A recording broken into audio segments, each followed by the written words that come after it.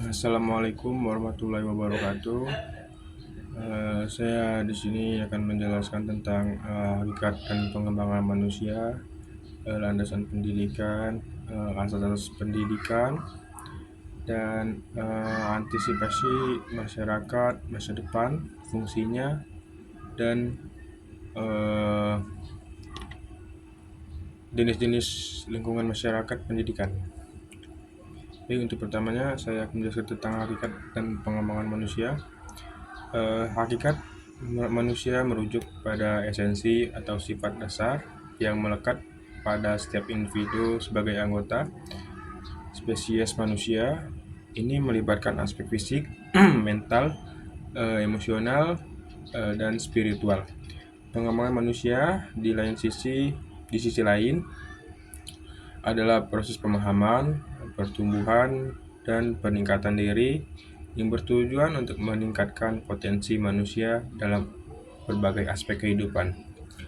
Pengembangan manusia berusaha untuk meningkatkan kualitas kehidupan manusia melalui berbagai cara, termasuk nomor satu, pendidikan. Pendidikan memainkan peran kunci dalam pengembangan manusia. Ini tidak hanya mencakup pengetahuan akademis, tetapi juga mengembangkan keterampilan, nilai-nilai, dan kepribadian. Nomor dua itu pengembangan profesional.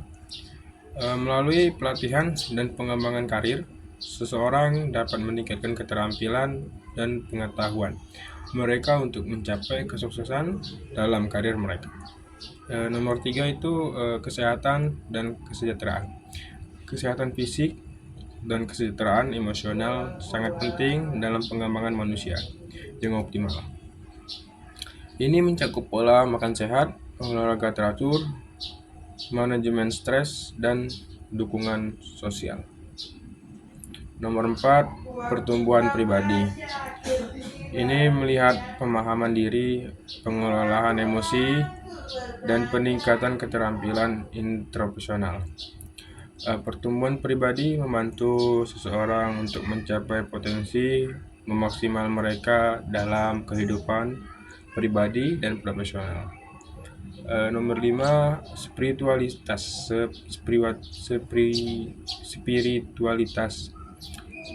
Bagi beberapa orang, pengembangan manusia juga mencakup pencarian makna hidup dan koneksi dan dimensi spiritualitas mereka. Pengembangan manusia adalah proses umur hidup yang melibatkan eksplorasi, pembelajaran, dan pertumbuhan terus-menerus. Ini merupakan refleksi dari hakikat manusia yang selalu bergerak menuju potensi terbaiknya. Nomor 2, saya akan menjelaskan tentang landasan pendidikan. Landasan pendidikan merujuk pada prinsip-prinsip dasar yang menjadi pijakan dalam pembangunan sistem pendidikan. Ini mencakup nilai-nilai tujuan dan keyakinan yang membentuk kerangka kerja bagi pendidikan sebuah negara atau institusi pendidikan. Berikut adalah beberapa konsep yang merupakan landasan pendidikan. Nomor 1, kesetaraan.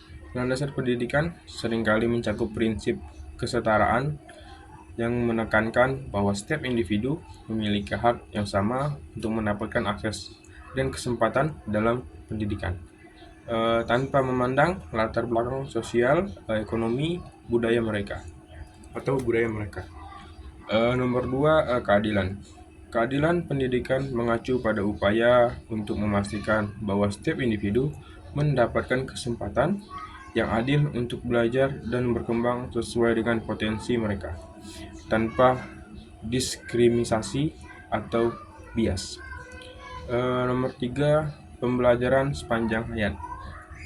Landasan pendidikan yang modern seringkali menekankan pentingnya pendidikan sepanjang hayat, yang berarti pendidikan tidak hanya terjadi di sekolah atau perguruan tinggi, tetapi juga melalui pengalaman sehari-hari dan peluang pembelajaran tempat kerja atau dalam masyarakat. Nomor 4, keterlibatan komunitas. Pendidikan bukan hanya tanggung jawab individu atau lembaga pendidikan saja, tetapi juga tanggung jawab seluruh komunitas. Landasan pendidikan seringkali mencakup nilai-nilai kolaborasi antar sekolah, keluarga, masyarakat, dan industri untuk mendukung perkembangan holistik peserta didik.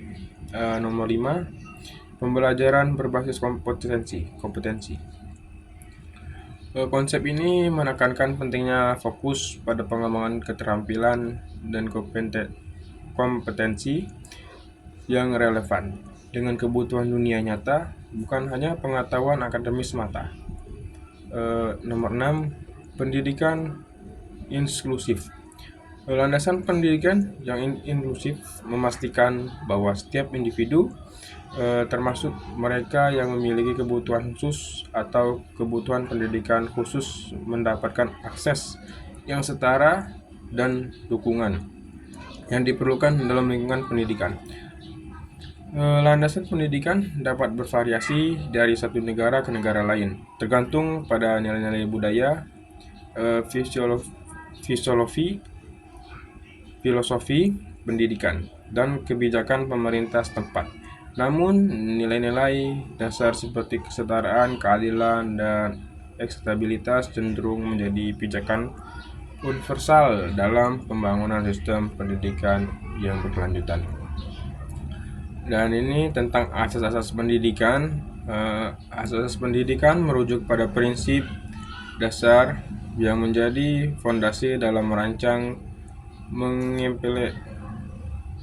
mengimplementasikan, dan mengevaluasi sistem pendidikan. Ada beberapa contohnya, yaitu 1, asas kesetaraan, menegaskan bahwa setiap individu memiliki hak yang sama untuk mendapatkan akses pendidikan tanpa diskriminasi berdasarkan jenis kelamin, agama, ras, atau latar belakang sosial ekonomi. Nomor 2, asas keadilan, menjamin bahwa setiap individu memiliki kesempatan yang adil untuk mendapatkan manfaat dari sistem pendidikan, termasuk akses yang setara terhadap sumber daya dan kesempatan yang sama untuk berkembang. Nomor 3, asas kemanusiaan, mengakui bahwa pendidikan tidak hanya tentang pengembangan intelektual, tetapi juga membentuknya karakter, empati, dan kepedulian terhadap sesama.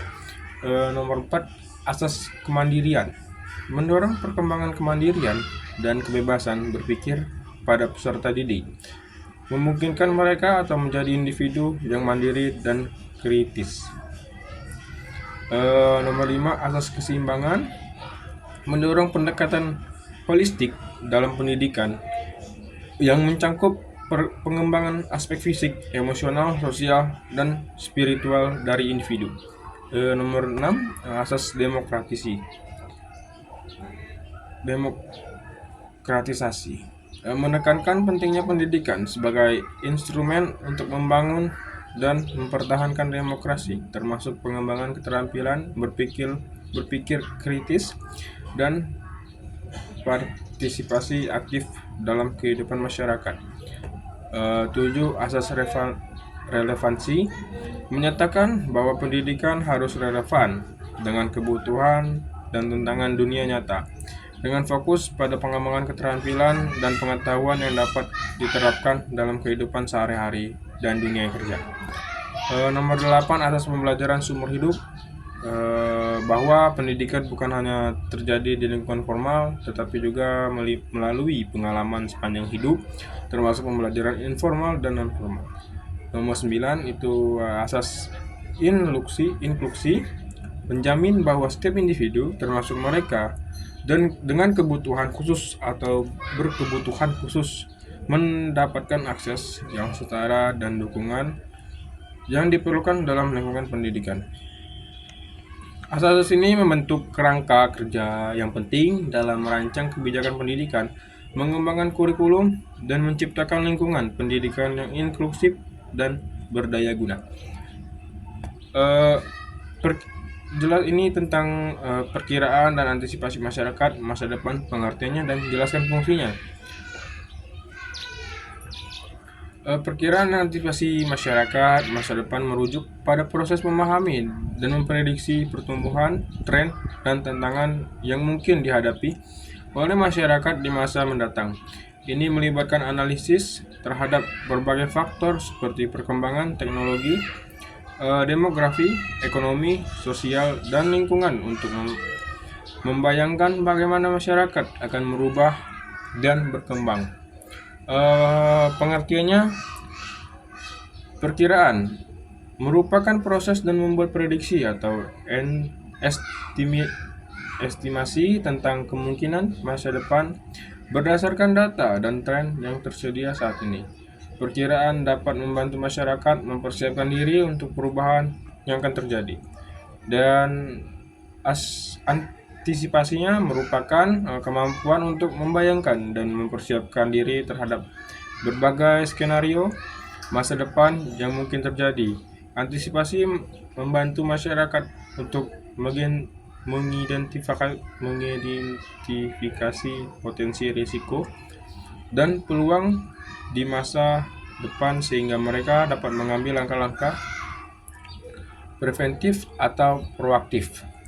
Fungsinya perencanaan strategis. Perkiraan dan antisipasi membantu dalam merancangkan strategi jangka panjang atau mengatasi tantangan dan memanfaatkan peluang di masa depan. Ini membantu masyarakat untuk mengembangkan rencana aksi yang tepat untuk mencapai tujuan mereka. Inovasi. Dengan memahami tren masa depan, masyarakat dapat mendorong inovasi untuk mempersiapkan diri menghadapi perubahan yang akan terjadi. Ini termasuk pengembangan teknologi baru, model bisnis inovatif, atau pendekatan baru dalam memecahkan masalah sosial dan ketahanan. Antisipasi risiko membantu masyarakat untuk membangun ketahanan terhadap berbagai ancaman yang mungkin timbul di masa depan, seperti bencana alam, perubahan iklim, atau krisis ekonomi. Dan memiliki strategi yang tepat, masyarakat dalam lebih mudah beradaptasi dan pulih dari kemungkinan gangguan. Pemberdayaan masyarakat memperkenalkan konsep dan informasi tentang perkiraan dan antisipasi memungkinkan masyarakat untuk lebih sadar dan aktif terlibat dalam merancangkan masa depan mereka sendiri. Ini mempromosikan partisipasi masyarakat yang lebih besar dalam proses pengambilan keputusan dan pembangunan. Sekarang tentang jenis lingkungan pendidikan. Lingkungan pendidikan merujuk pada konteks fisik, sosial, dan budaya di mana proses pembelajaran terjadi. Berikut adalah beberapa jenis lingkungan pendidikan yang umum diidentifikasi.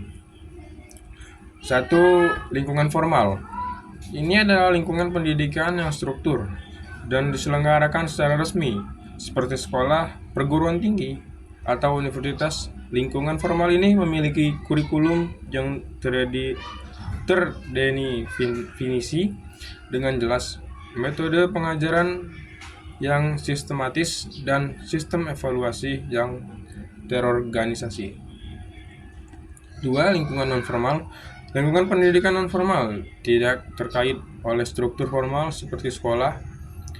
Ini mencakup kegiatan pembelajaran yang bersifat sukarela dan berorientasi pada tujuan tertentu, seperti kursus bahasa, pelatihan keterampilan, atau program pengembangan diri di luar jam belajar resmi. Nomor 3. Lingkungan informal. Lingkungan pendidikan informal mencakup pembelajaran yang terjadi secara alami dalam kehidupan sehari-hari, tanpa adanya struktur atau tujuan yang jelas. Ini bisa melibatkan pembelajaran melalui pengalaman langsung, observasi, dan interaksi sosial di rumah, masyarakat, atau lingkungan sekitar. Nomor 4. Lingkungan virtual. Dengan berkembangnya teknologi informasi dan komunikasi, lingkungan pendidikan virtual semakin penting. Ini mencakup platform daring dari aplikasi atau perangkat lunak yang memfasilitasi pembelajaran jarak jauh atau pembelajaran berbasis teknologi. Nomor 5. Lingkungan formal informal. Ada juga lingkungan pendidikan yang merupakan kombinasi antara lingkungan formal dan informal. Misalnya, pembelajaran yang diajarkan di sekolah bisa memperkuat dengan pengalaman lapangan atau kegiatan ekstrakurikuler yang melibatkan pembelajaran praktis di luar kelas. Dan nomor 6, lingkungan fisik. Ini mencakup aspek-aspek fisik dari lingkungan pendidikan, seperti pembangunan ruang kelas, perpustakaan, laboratorium, dan fasilitas olahraga. Lingkungan fisik yang baik dapat mempengaruhi kenyamanan dan produktif belajar. Nomor 7, lingkungan sosial dan budaya. Aspek ini mencakup nilai-nilai, norma, dan interaksi sosial yang mempengaruhi pembelajaran. Lingkungan sosial dan budaya yang inklusif dan mendukung dapat menciptakan suasana yang kondusif bagi perkembangan peserta didik. Setiap jenis lingkungan pendidikan memiliki peran dan karakteristik sendiri dalam mendukung proses pembelajaran. Kombinasi yang seimbang antara berbagai jenis lingkungan ini dapat membantu menciptakan pengalaman pembelajaran yang holistik dan berdaya guna bagi peserta didik. Saya akhiri, wassalamualaikum warahmatullahi wabarakatuh.